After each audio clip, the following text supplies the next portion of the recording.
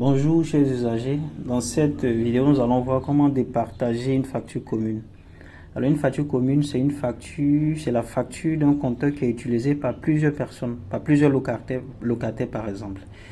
Donc dans ce cas de figure, comment départager cette facture, est ce que nous allons voir dans cette vidéo. Donc depuis le menu du compteur, nous allons sélectionner le compteur commun et ici nous allons lancer un nouveau partage. Voilà. Alors ici, premièrement, on nous demande le nombre de locataires.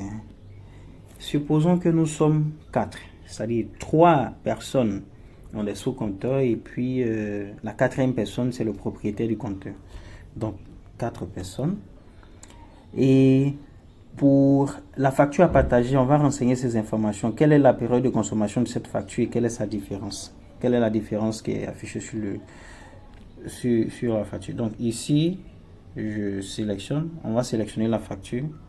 Ici, la période de consommation, c'est du 4 11e mois 2023 au 4 janvier 2024. Donc, on va sélectionner consommation du 4 11e mois au 4 janvier 2024. Et la différence, on regarde ici sur la facture, notre différence est de 13,36. Donc, on va renseigner c'est 13,36. 13,36. Voilà. Une fois cette différence est renseignée, on nous affiche le montant de notre facture. Bon, sur la capture qu'on a ici, il n'est pas affiché le montant de la facture. Et ce que je voulais souligner, c'est que le montant que va afficher cette facture doit être exactement le même montant que va afficher ce résultat-là. Donc, dans le cas contraire, vous pouvez nous remonter l'information pour voir c'est quoi le souci. Donc, supposons que tout est OK, qu'il n'y a pas de souci, comme toujours d'ailleurs, jusque-là. Et que veut dire ces détails-là? Le E égale à 110 085 francs et le TX égale à 6 060 francs. Alors, E, là, c'est pour la consommation, c'est pour le montant de la consommation en termes d'énergie. Et TX, ça, c'est le montant de la taxe, de tout ce qui est comme taxe. Et la taxe sera subdivisée en 4, parce que nous avons 4 locataires. Et en termes d'énergie, le calcul sera fait en fonction de la consommation de chaque locataire. Donc, on va ajouter le premier. Supposons que le premier, lui, il a consommé 200 kWh.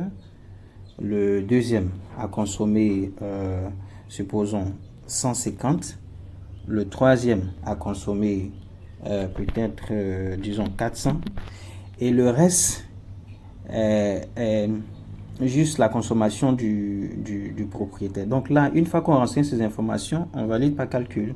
Et il va calculer, qu'est-ce qu'il va nous dire? Il va nous dire que le premier, c'est-à-dire le sous-compteur numéro 1, doit payer 17 995.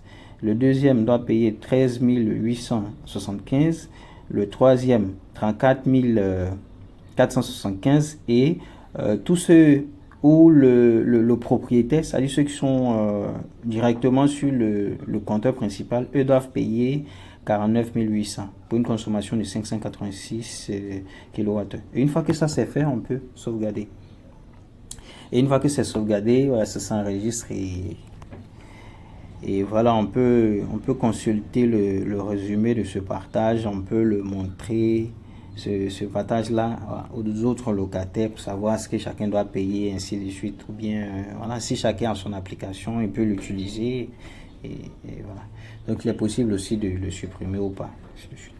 Donc, c'est principalement ça. Et je tiens à revenir sur quelque chose de très important. Les informations qui sont renseignées pour chaque sous-compteur, par exemple, la différence de consommation du sous-compteur numéro 1, 200, la différence de consommation du sous-compteur numéro 2, 150.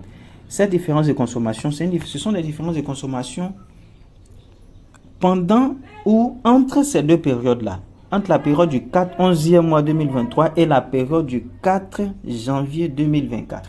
Donc, il est très important de relever son sous-compteur aux périodes qui sont identiques aux périodes de relèvement du compteur principal.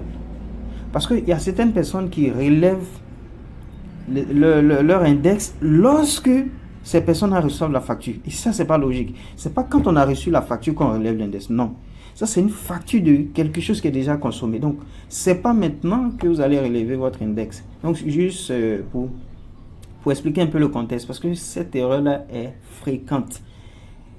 À 90%, c'est ce qu'on a toujours remarqué. C'est-à-dire quand les gens nous remontent les informations, quand ils ont des problèmes pour départager, et bien quand d'autres même pensent qu'ils n'ont pas de problème pour départager, et lorsque tu poses la question de quand est-ce qu'ils ont relevé leur index, ils vont te dire c'est à la réception de la facture. On ne relève jamais l'index à la réception de la facture.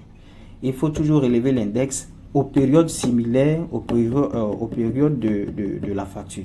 Donc chaque 2 mois.